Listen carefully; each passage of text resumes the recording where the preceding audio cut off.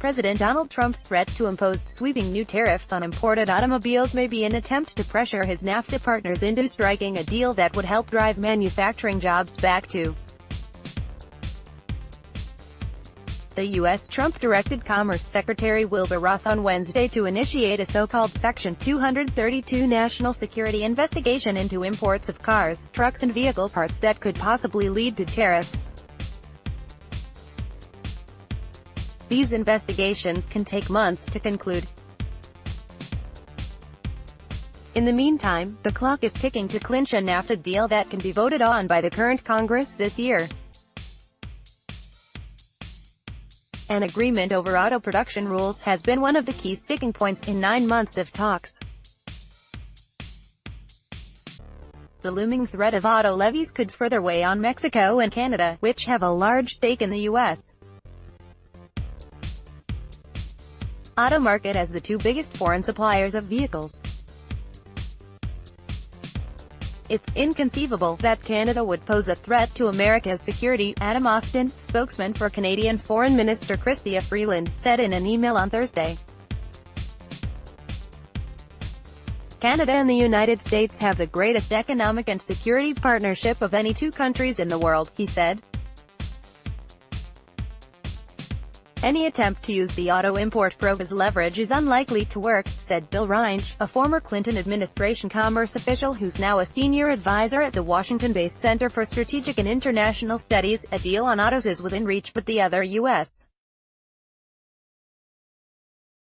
demands remain unresolved, and Canada and Mexico are not going to agree on autos without assurances on the other stuff. Reinsch said. I don't see how bullying them on auto tariffs will change that.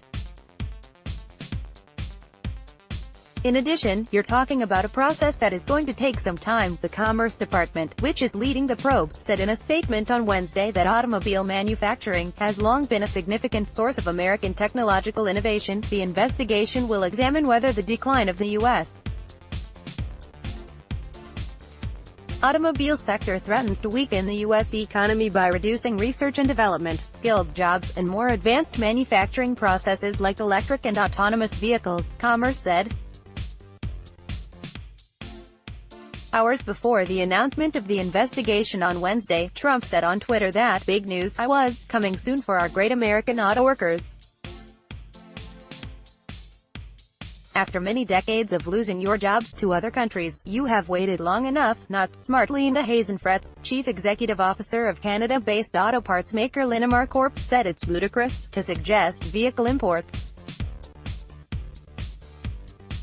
from Canada and Mexico represent a security risk. This is clearly a negotiating tactic to draw to a close the ongoing NAFTA negotiations and other trade disputes, she said in a statement Thursday. While I support coming to an agreement on NAFTA to eliminate that uncertainty and allow us to all get back to business, I certainly don't support a tactic which will drive inflation and ultimately economic recession. U.S.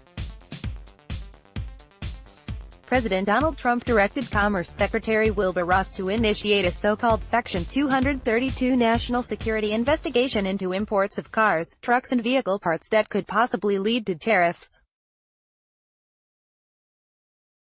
Win McNamee, Getty Images. Canadian auto parts stock slipped on the U.S. move.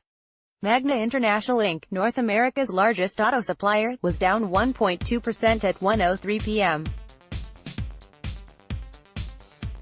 in Toronto, while Martin Rea International Inc. fell 1.6% and Linamar dropped 1%. More than half of the cars built in Canada are made by American manufacturers, with a majority of U.S. content, said Flavia Volpe, president of the Toronto-based Automotive Parts Manufacturers Association. Tariffs would punish American companies, suppliers and customers. This is not smart, Volpe said. The Trump administration has already stoked tensions with Canada and Mexico by threatening to impose permanent tariffs on imported steel and aluminum if they don't agree to successfully conclude a revamped NAFTA. Those duties are being implemented as part of separate Section 232 probes into the metals that wrapped up earlier this year. Temporary relief from the duties for Canada and Mexico is due to expire on June 1. Trade experts were at a loss to explain how the booming U.S. auto sector could be considered a national security risk.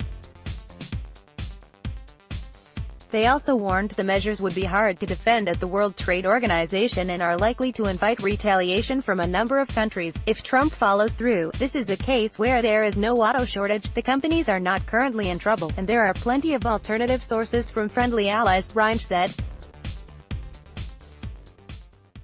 Bloomberg.com